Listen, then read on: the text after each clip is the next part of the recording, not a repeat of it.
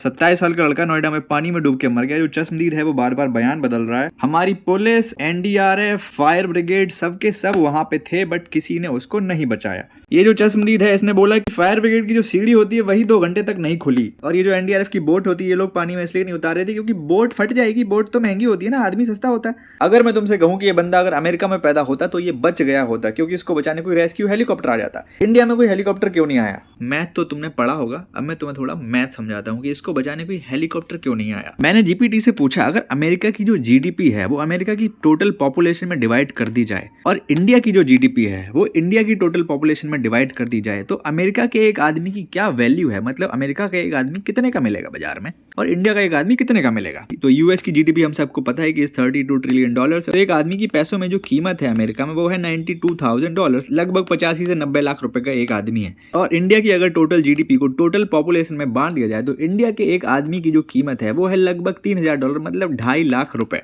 अब कुछ ज्ञानी व्यानी कमेंट में आएंगे, बोलेंगे जीडीपी से आदमी की कीमत कैसे डिसाइड होती है। देखो मैं तुम्हें बताता हूँ, ठीक है। तो मैंने इसको एक्चुअली पूछा कि अमेरिकन और इंडियन ये दो अगर फिक्शनल कैरेक्टर होते तो क्या बाजार में इनकी कीमत इतनी ही होती? तो इसने कहा कि yes you can say that, अगर अमेरिकन और इंडियन दो फिक्शनल कैरेक्टर होते तो एक अमेरिकन की बाजार में कीमत होती 85 से 90 लाख रुपए और एक इंडियन की कीमत होती बाजार में 2.5 से 3 लाख रुपए। तो फिर मैंने इसको पूछा कि किसी आदमी को अगर बचाने में किसी रेस्क्यू हेलीकॉप्टर से 2 से 3 घंटे लगते हैं तो उसका खर्चा कितना आएगा? तो इसने लंबी कैलकुलेशन करी और मुझे बताया उसका खर्चा आएगा लगभग 7 से 8 लाख रुपए। ये इसने बताया है इंडिया का। फिर मैंने पूछा कि अमेरिका में कितना खर्चा आएगा, तो इसने बताया वहां पे थोड़ा सा ज्यादा है क्योंकि अमेरिका एक महंगा कंट्री है, लेकिन बहुत ज्यादा नहीं क्योंकि पेट्रोल वहां पे सस्ता है। तो यहाँ पे एक आदमी 8 लाख रुपए में बच रहा है, यहाँ पे लगभग 12 लाख रुपए में बच रहा है। तो अब समझ में आया कि उसको क्यों नहीं बचाया गया इस देश में। अमेरिका में एक आदमी की कीमत है लगभग 90 लाख रुपए, तो उसको 10 से 12 लाख रुपए खर्च करके बचाया जाता है, लेकिन इंडिया में आदमी ही 3 लाख रुपए का है, उसको 7-8 लाख खर्च करके ये अथॉरिटी क्यों बचाएगी?